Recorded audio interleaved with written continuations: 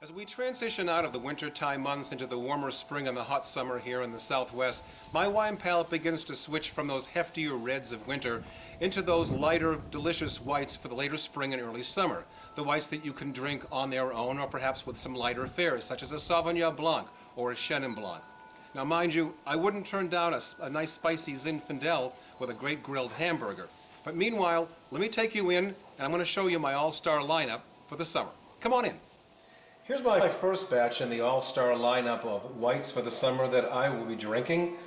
First of all, there's the King Estate Pinot Gris. This is from Oregon, and this is just a wonderful wine. It has a very zippy flavor, great grapefruit, lime characteristics, but also has a little bit of roundness in it with some pear and some almond. This is a wonderful wine that you can find in the area for probably under $20. Moving on to the second wine, this is the Italian version, if you will, of the Pinot Gris. This is a Pinot Grigio from Tenuta Luisa. It's a bit more of a light citrusy type of a wine, some apple, pear, but a little bit of vanilla and some creaminess sort of wound in there as well. But usually these have outstanding acidity, and again, very affordable, usually $20 or less. Number 3 on the hit list is a Pinot Bianco. This is one of my favorite wines. This is from Italy, Cantina Turlano. It's from the northeast part of Italy and has wonderful elements of crisp pear, apple, some flower notes to it. A really clean, vibrant wine, great with seafood and salads and lighter summertime fare. And again, we're talking about a wine that you can purchase for in the 20s. The fourth one is a real fun wine. It's called Field of Dreams. It's from Australia. It's a Moscato, very low alcohol, only about 8 or 9% alcohol at most. And it's frothy, fizzy, sweet. It's a sort of wine you can have by itself on a warm summer evening.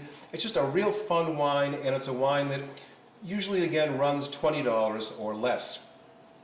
Number 5 is a wine that I have enjoyed frequently over the years. It's a Kim Crawford Sauvignon Blanc from the Marlborough area of New Zealand. Kim Crawford wines are notorious for being wonderful wines year after year. They're very consistent in their wonderful flavors. This one happens to be a 2010. It's tropical with wonderful pineapple, melon, and grapefruit notes to it. Great pronounced acidity, just a real wonderful summertime Sauvignon Blanc. And finally, number 6 is a wine that probably a lot of you have not heard of. It's a Sancerre, and it's from the Loire Valley of France. But the interesting thing about this is that this is also a Sauvignon Blanc, but from the original roots, if you will, and that is France or the Loire Valley. It's a Hippolyte Reverdi. It tends to have notes of honeydew, lime, grapefruit, but some of the elements that you'll find that you won't find in the Kim Crawford are very hidden notes of salt and stone. Just a really refreshing, wonderful wine. As you might imagine, with that salt and stony element to it, it's wonderful with seafood such as shellfish, oysters, mussels, and so forth. So that's part 1.